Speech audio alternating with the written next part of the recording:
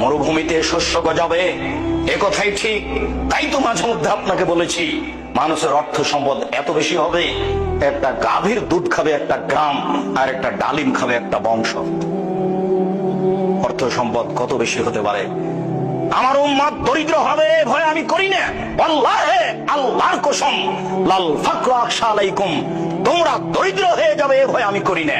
ওয়ালাকিন আখশা আলাইকুম আন তুফসাতা আলাইকুম দুনিয়া কামা বাসাতাত মান কানা ক্বাবলাকুম।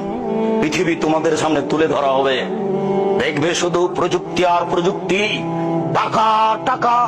তোমাদের সামনে পৃথিবীকে এইভাবে তুলে ধরা হবে, তোমরা দেখতে পাবা শুধু টাকা আর টাকা, প্রযুক্তি আর প্রযুক্তি, পয়সা আর পয়সা।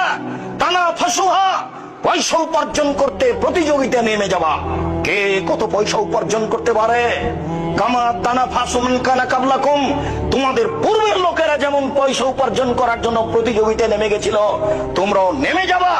তাহলে কখন এই পৃথিবী তোমাদেরকে ধ্বংস করে দিবে, কামা আহলাকাতহুম, যেমন পূর্বের লোককে পৃথিবী ধ্বংস করেছে।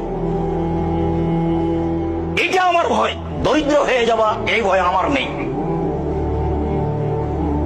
বাংলাদেশের প্রায় মানুষ বলল ডেস্টিনি বৈধ, জিজিএম বৈধ। আমার সাথে দু একজন ছিল কিনা আমি জানি না। আমি জোরালো কণ্ঠায় জাতির সামনে কণ্ঠে বলতে থেকেছি, ডেস্টিনি চিরদিনের জন্য হারাম, ডেস্টিনি কখনো বৈধ হতে পারে না।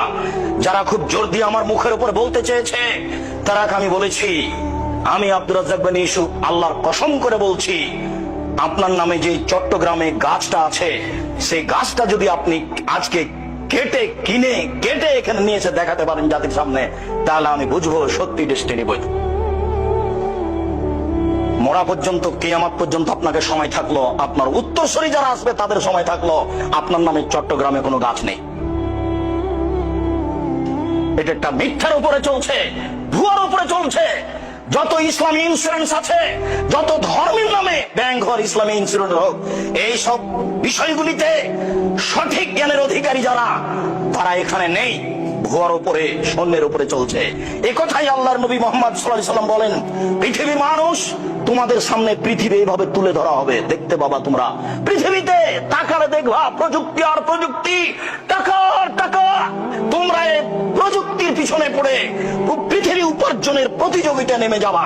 আল্লাহর নবী প্রতিযোগিতা শব্দ ব্যবহার করেছেন, কে কত টাকা ইনকাম করতে পারে, প্রতিযোগিতায় নেমে যাবা। পূর্বের লোক যেমন নেমেছিল, পূর্বের লোক যেমন ধ্বংস হয়ে গেছে, তোমরাও তেমন ধ্বংস হয়ে যাবা। এই ভয়ে আমি মুহাম্মদ সাল্লাল্লাহু আলাইহি ওয়াসাল্লাম করি, আল্লাহর কসম, আমার কথা এটা বুখারী মুসলিম। পয়সা উপার্জন করতে হবে বেশি, এ কথাই ঠিক।